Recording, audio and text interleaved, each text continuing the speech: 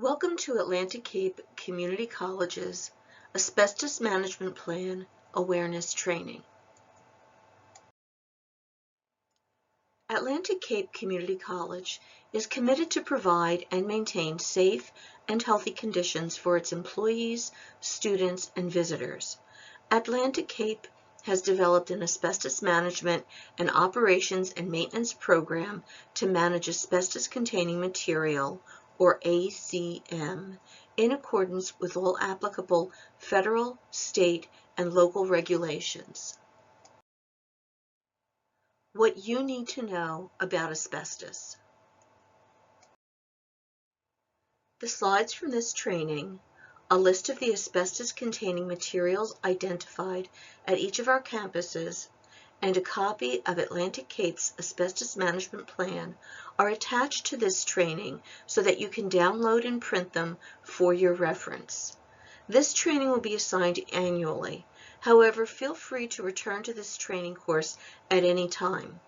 Should you have any further questions after finishing this course regarding any of the materials we've discussed, please contact Mary Simpson, the Compliance Officer, at msimpson@atlanticcape.edu.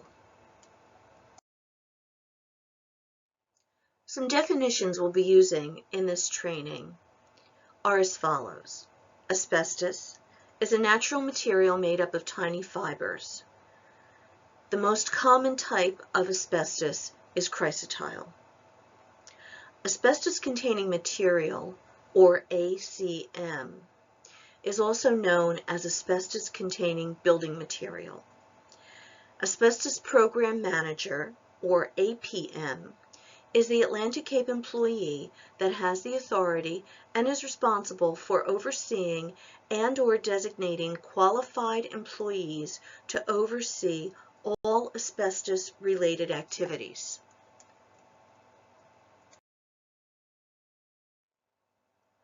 Asbestos Operations and Maintenance, or O&M, the manner in which any known friable or potentially friable asbestos materials are managed as required by the U.S. EPA.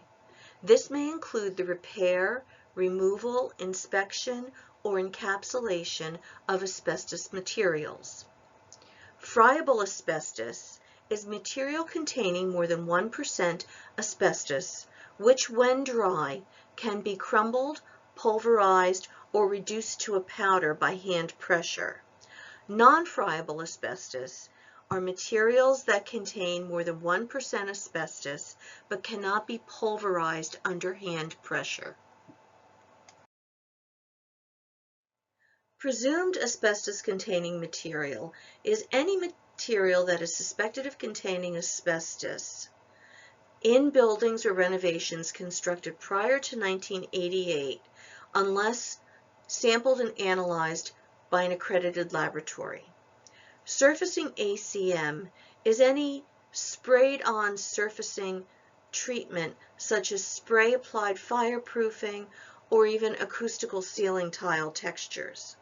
Thermal system insulation, or TSI, is any asbestos-containing material which is applied to pipes, boilers, boiler tanks, ducts, or other systems to prevent heat loss.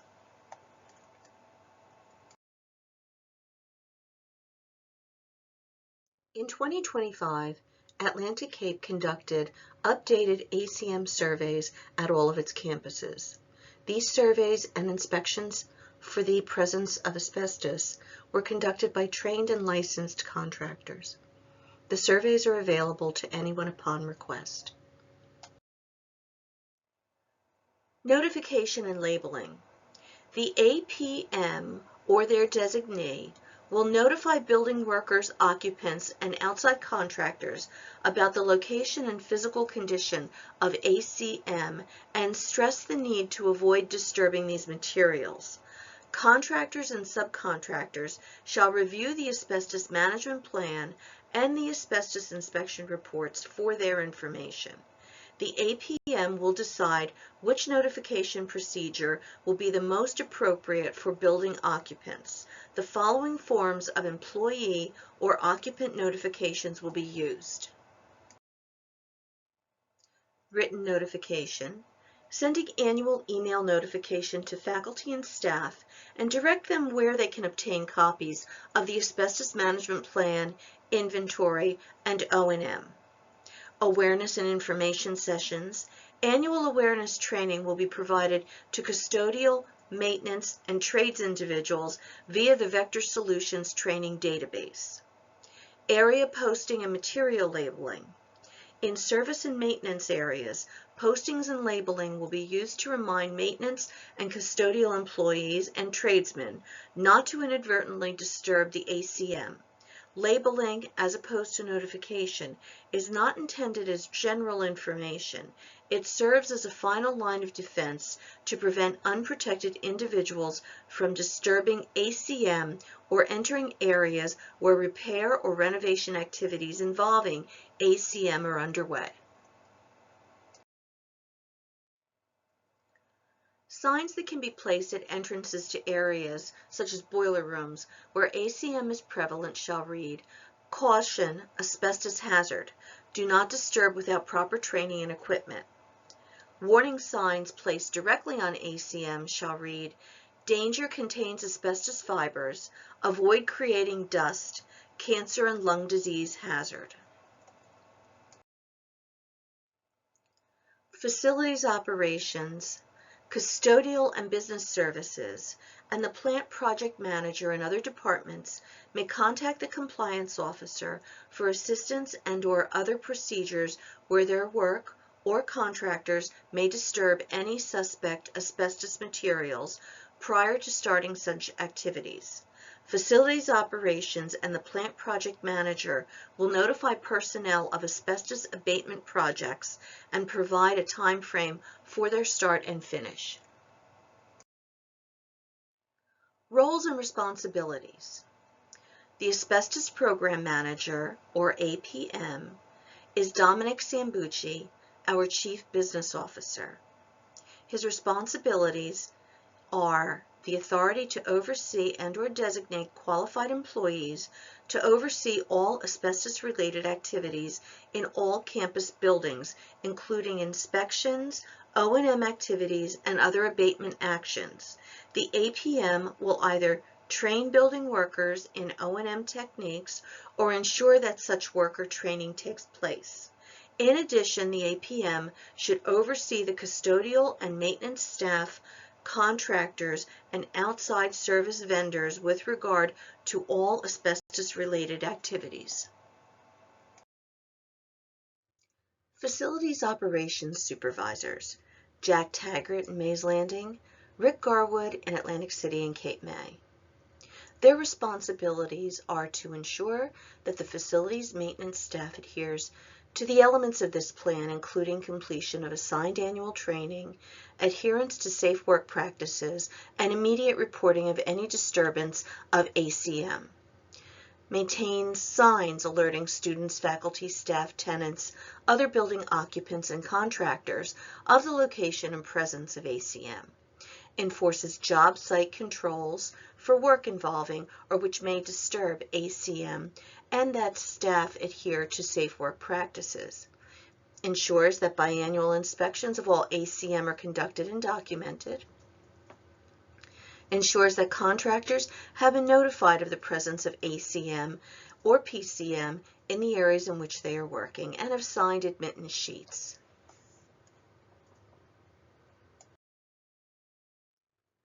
The Custodial and Business Services Supervisor, Stephanie Davies, is responsible for ensuring that the custodial and business services staff adhere to the elements of this plan, including the completion of assigned annual training, adherence to safe work practices, and immediate reporting of any disturbance of ACM.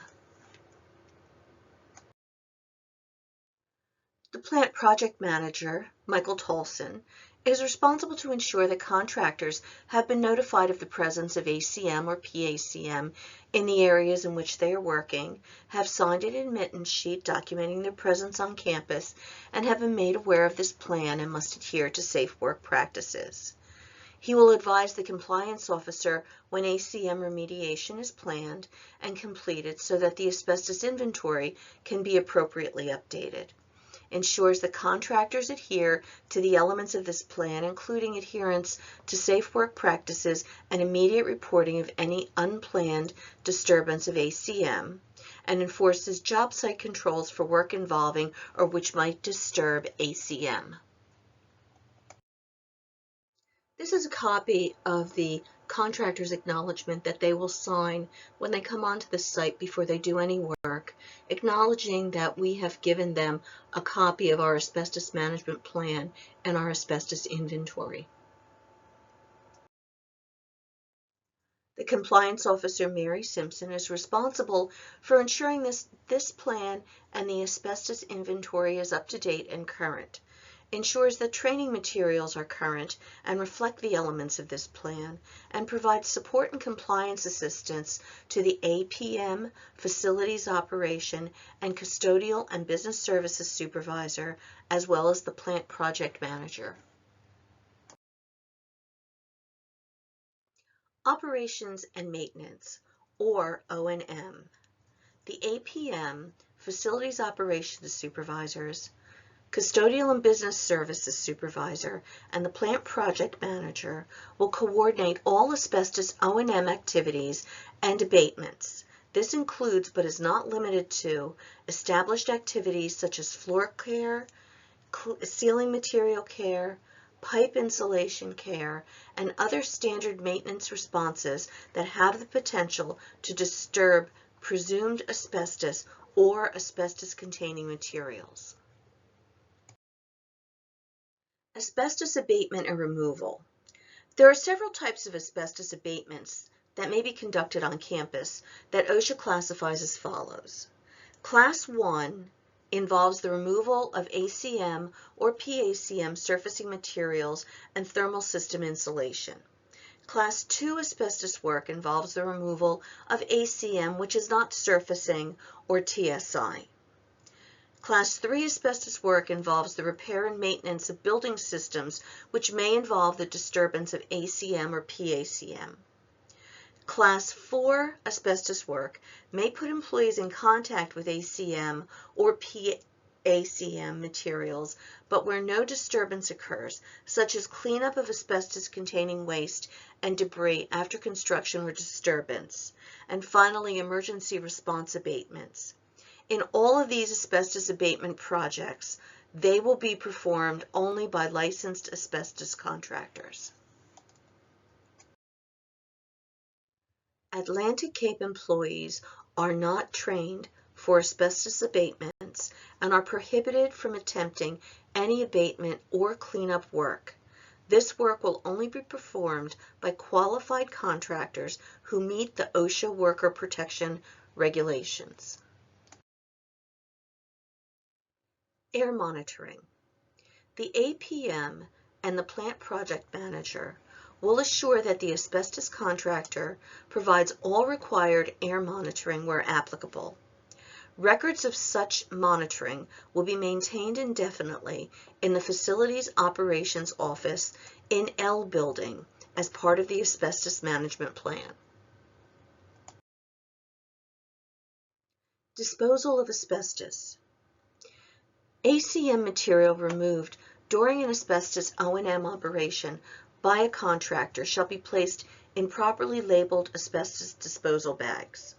Contractors performing asbestos abatement projects will dispose of abated ACM in a certified asbestos disposal facility and follow all federal, state, and local notification requirements. A waste manifest or similar tracking document shall be completed for each shipment of material to an asbestos landfill.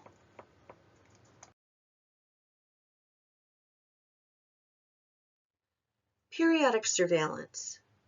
At least once every 6 months after this plan is in effect, Atlantic Cape shall conduct periodic surveillances in each building that contain ACM or ACBM or is assumed to contain those materials.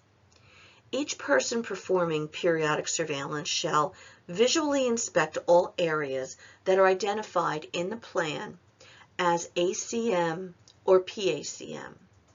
They shall record the date of the surveillance, his or her name, and any changes in the condition of the materials, and submit to the designated person for inclusion in the plan record keeping.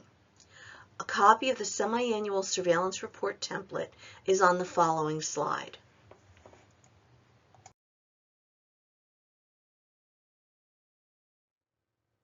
These are the visual assessment rankings of ACM during the biannual inspection. 1 equals none. The materials appear to have complete integrity, no deterioration from physical damage, product deterioration, water damage, etc. 2 equals slight. Selected areas appear to have minor deterioration. 3 equals moderate. Noticeable damage and deterioration. 4 equals extreme. Visible deterioration, visibly friable, crumbling, and flaking. Any ranking above the number 1 must be reported to the APM so that corrective action can be initiated. This is an example of what the table will look like for the periodic assessments of ACM.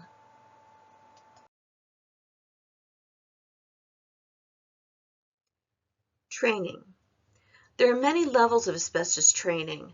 OSHA requires worker training programs for all employees exposed to fiber levels, either measured or anticipated, at or above the action level, which is 0.1 fibers per cubic centimeter over an 8-hour time-weighted average, or the excursion limit, which is 1.0 fibers per cubic centimeter over a 30-minute time-weighted average.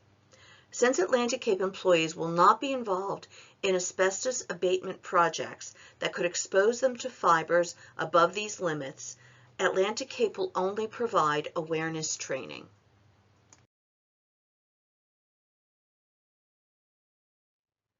The awareness level training is designed for departments whom, in the course of their duties, may accidentally disturb asbestos-containing materials. The employees shall complete asbestos awareness level training through Atlantic Cape's Vector Training Platform. Per the regulations, new custodial and maintenance or trade employees must receive awareness training within 60 days after starting work.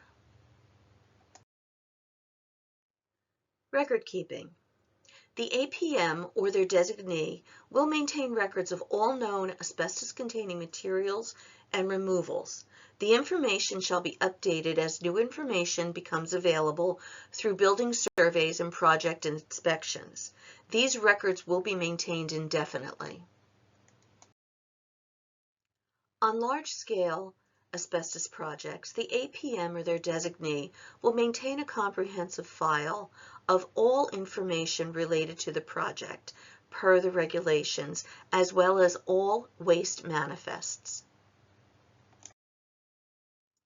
All contractors will be selected and awarded projects based on Atlantic Cape's Purchasing Department requirements, and all contractors must provide documentation of proper federal, state, and local training and certifications to the plant project manager. The following requirements must be followed by all contractors. Access to the contaminated or regulated area should be secured and signs posted to prevent unauthorized persons from entering the work area. Signs should read Danger Asbestos, Cancer and Lung Disease Hazard, Authorized Personnel Only. Respirators and protective clothing are required in this area. Emergency exits must remain in operation. Regulatory notification is required.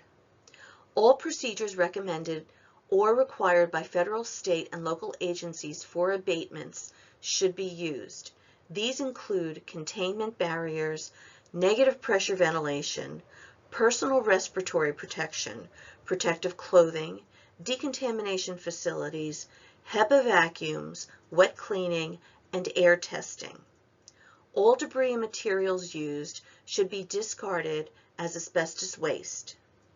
Following completion of the above actions, Conduct proper air monitoring to determine if response actions were sufficient. Use visual and air clearance protocols prescribed by federal, state, and local regulations prior to reoccupancy. Asbestos inventory. Before we discuss the asbestos inventory, I just want to go back to the definition of asbestos-containing material. It means any material containing more than 1% asbestos.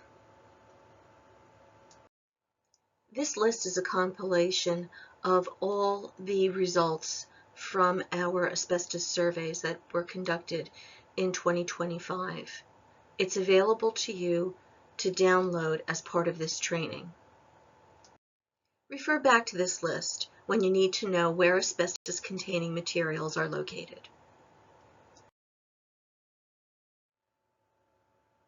Again, in buildings B1, 2, and 3, G building, H building, S building, and U building, no ACM was discovered.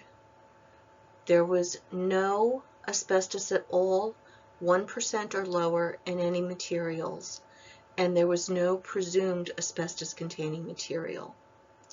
In buildings M and N and Cape May, there was no asbestos-containing material discovered, and there was no asbestos materials 1% or less discovered.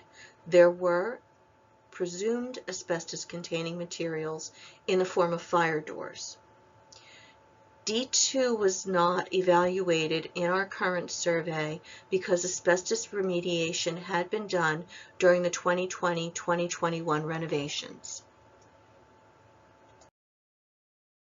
The asbestos-containing materials in Building A consist of white 9x9 floor tiles in rooms A 105 and 106, tan 12x12 floor tiles and their associated black mastic in room 126, the exterior white window caulk in rooms 121, 123, and 125, and pipe insulation elbows and joints in rooms A105, 107, and 111.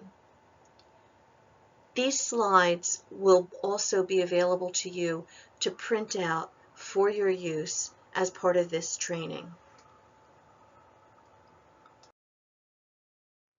This photo shows an example of the 9x9 floor tile in room A105.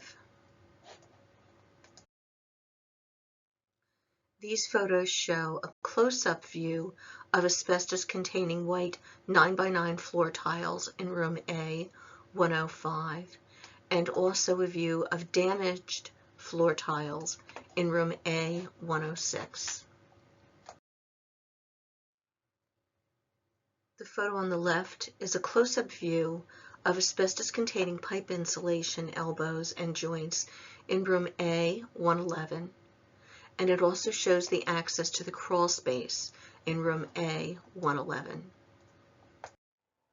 This is a diagram explaining where the asbestos-containing materials are located in A building. Floor tiles and associated black mastic in rooms 116, 119B, 123, 130, 130A, 132, 134, 136, 137, 138, and 154 all contain asbestos. Black mastic in rooms 118, 119A, 119B, 141, 140, 142, and 143 all contain asbestos as well. Also, the white exterior window caulk throughout the entire building contains asbestos, and there are 42 fire doors that are presumed to be asbestos-containing material. Here is a view of the theater control room and a view of the white 12x12 floor tile located atop asbestos-containing black mastic in the control room. Here we have a view of 12 by 12 floor tile located atop asbestos-containing black mastic in room C116, and also a view of 12 by 12 floor tile associated with asbestos-containing black mastic in room C119B, and a view of white 12 by 12 floor tile located atop asbestos-containing black mastic in room C138A, and a view of similar floor tile located atop asbestos-containing black mastic in room C132.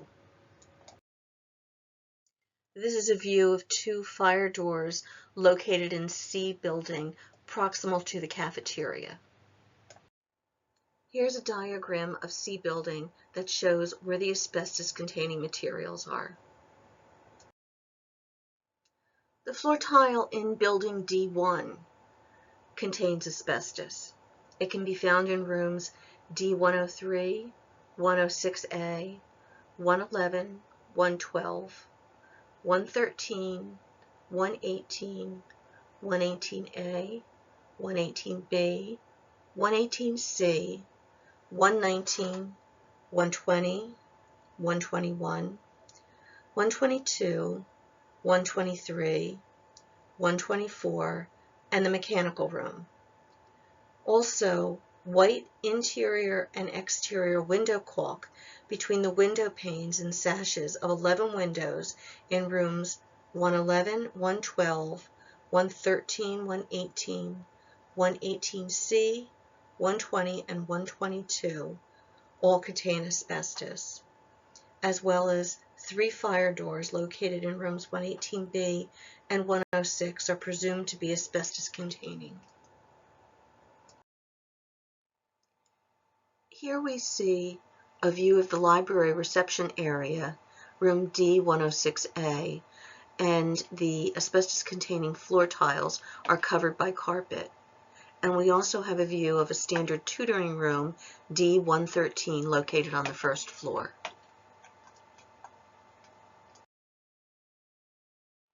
Here's a view of the storage area, or room D118, and a close-up of the 12 by 12 floor tile.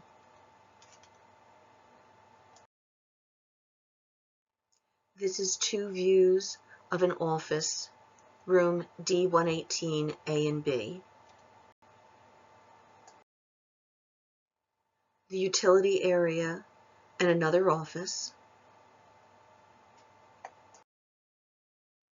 A view of the administrative area and another office on the first floor. And a view of the mechanical room. This is a diagram of D1 showing where the asbestos-containing material is located. In E building, gray floor tile and associated black mastic, plaster ceilings, gray window caulk, and pipe insulation elbows and joints were shown to contain asbestos. Additionally, 5 fire doors observed throughout were assumed to be asbestos containing. The slide on the left is a view of asbestos-containing pipe insulation elbows and joints located atop the drop ceiling in the lobby. On the right is a view of room 104 and the associated tile. The slide on the left shows the asbestos-containing plaster ceiling in room 105, and the slide on the right shows the windows in room 106 that have asbestos-containing gray window caulk. On the left is a photo of room 112 and the associated asbestos-containing tiles, and on the right you see a typical placard observed on a fire door. Approximately 2,200 square feet of black mastic was determined to be asbestos containing in F and R buildings, and the interior boiler components and fire doors are presumed to be asbestos containing. Here's a view of the hallway and the receiving room, R102. Here's an office in R102 and the mailroom in R103. Here's a view of the print shop and a close-up of the floor tiles in the print shop. Here's a view of a standard fire door in building FR and a view of the mechanical room, R105.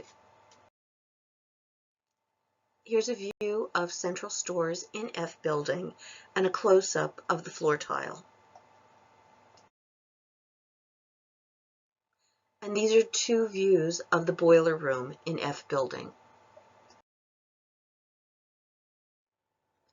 In I building, the white 12 by 12 floor tile in the kitchenette was shown to contain asbestos. This is a view of the floor tile in I building.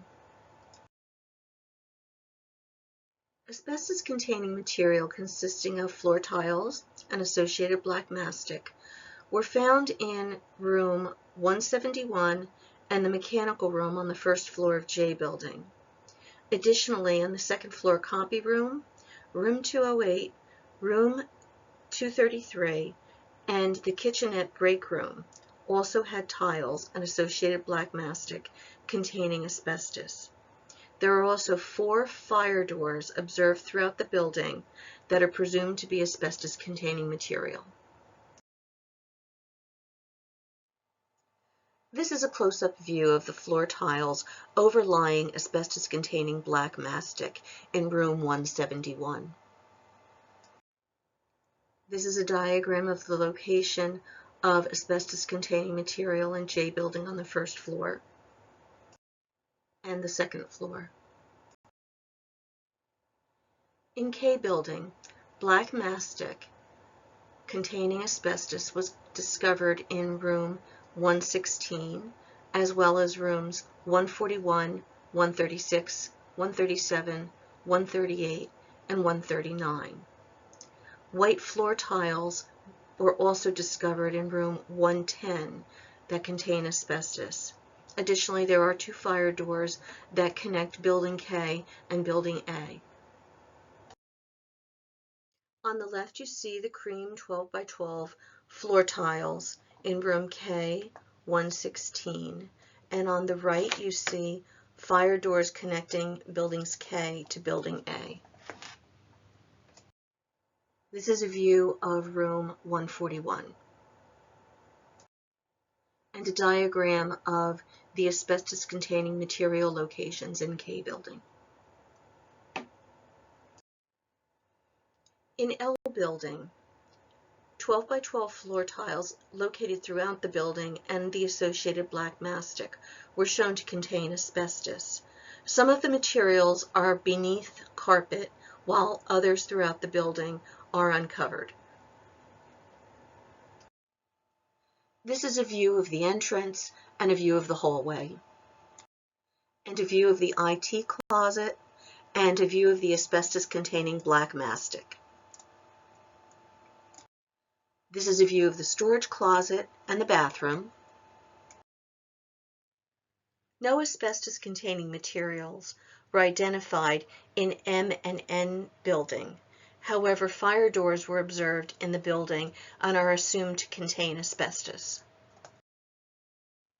This is a view of a standard fire door in M building and a view of the placard. Other than fire doors located throughout campus that are PACM, no ACM was discovered during the survey at the Cape May campus. East Campus. Asbestos was discovered in the black sink undercoating in the break room of the subject building, as well as 1 sample of joint compound. No other ACMs were identified through sampling and analysis. However, the fire doors throughout the building are assumed to be asbestos containing. This is a view of the break room and a view of the asbestos-containing black sink undercoating. This is a view of the asbestos-containing joint compound and a view of two standard fire doors. Atlantic City. Black floor leveler was discovered under the carpet in room 208. Pipe insulation was discovered in the maintenance room on the first floor in room 122. Floor tile and black mastic were discovered in the security room located between the first and second floors off the center stairwell, and no other ACMs were identified. However, there are fire doors that are presumed to be asbestos containing throughout the building. Here's a view of the maintenance room, room 122, located on the first floor at the Atlantic City campus, and a view of the asbestos-containing pipe insulation. This is a view of the security room and a view of the asbestos-containing 9 by 9 inch floor tile located in the security room. This is a view of room 208, which is a standard classroom, and a view of the asbestos-containing black floor leveler located beneath the carpet. This is a view of two standard fire doors located on the first floor and the placard on the doors.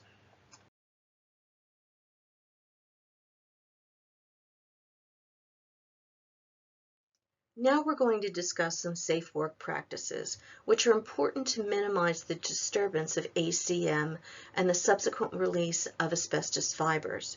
You can accomplish this by staying out of physical contact with materials that contain or are presumed to contain asbestos.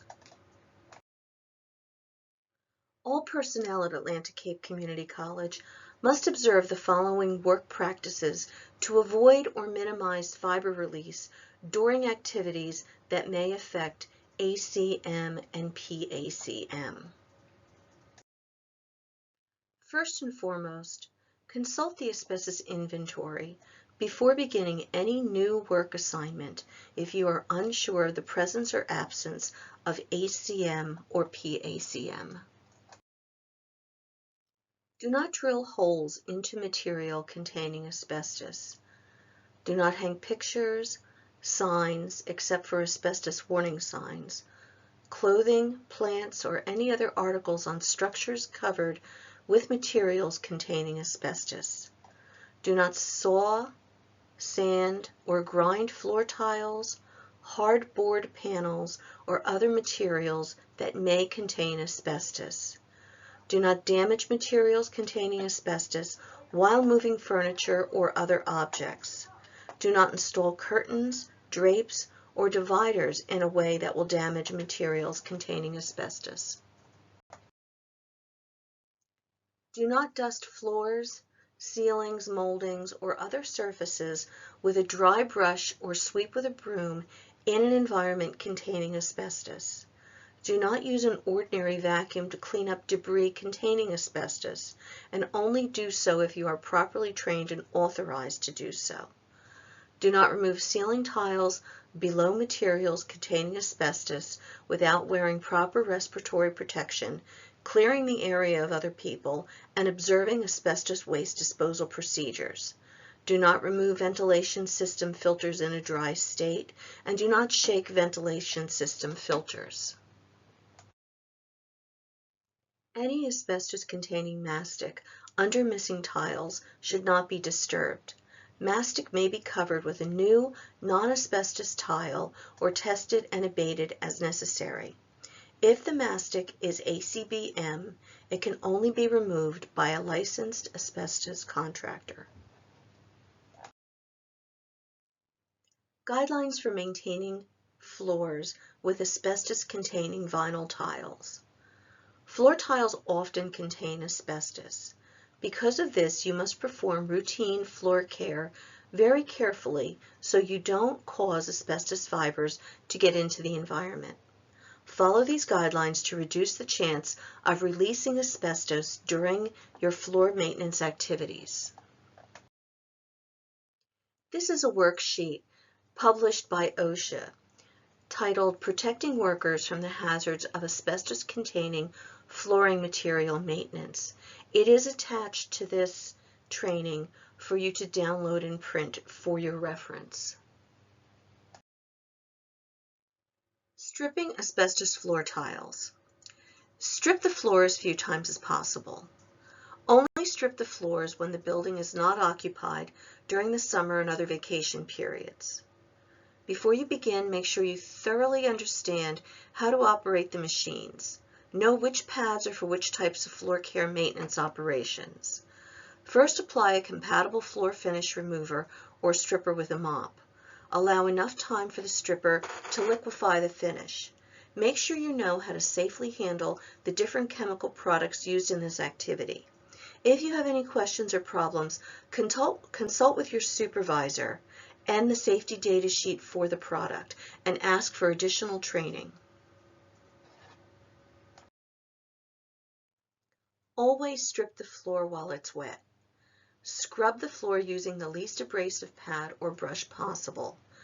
Generally, the black pads are the most abrasive, the white pad the least abrasive. Run the machine at a low rate of speed, between 175 and 300 RPMs. Use a wet vacuum, preferably one equipped with a HEPA filtration system, to thoroughly clean the floor and remove the old wax and finish. If necessary, repeat this operation until all the existing finish is removed. Thoroughly rinse the floor after all finish is removed. Finishing your asbestos floor tile. Applying a sealer. If you can, apply 2 or 3 layers of a good sealer to the tiles before you apply your finishing coat. This helps to keep contact with the floor tiles to a minimum during future floor maintenance activities. Applying the finisher. Again, apply several thin coats of a good finisher. Allow each coat enough time to cure and dry before applying the next coat. Dry buffing the floor. Make sure your floors are well sealed and or finished before you begin. Run the machine used to buff the floor at a lowest rate of speed possible, 300 to 1100 RPMs.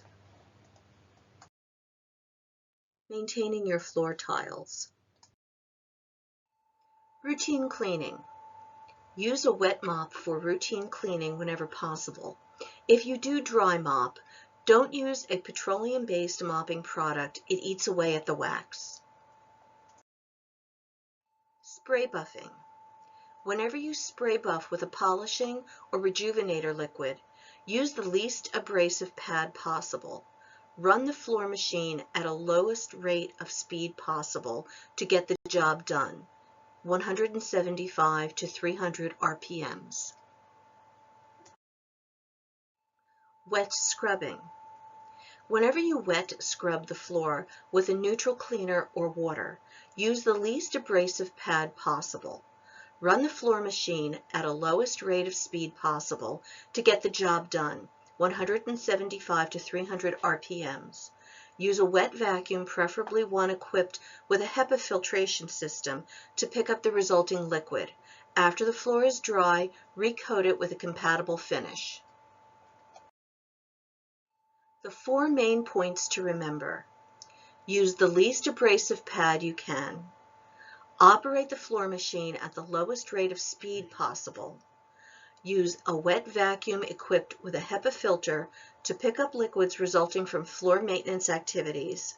And be sure to follow the manufacturer's recommendations when using any floor cleaning and finishing products.